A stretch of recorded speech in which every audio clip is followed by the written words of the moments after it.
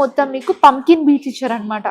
Pink colour, rani pink colour pumpkin beads cutting తో ఇచ్చారు.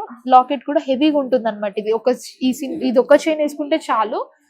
So అంత గ్రాండ్ లుక్ ఉంటుంది ఇది. దీని నెట్ వెయిట్ వచ్చేసి 14.520 grams మాత్రమే ఉందండి.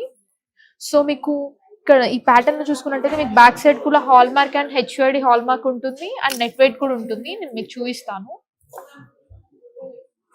చూడండి. మీకు బ్యాక్ సైడ్ కూడా రఫ్ అవ్వడం కానీ అలాంటిది ఏమీ ఉండదు.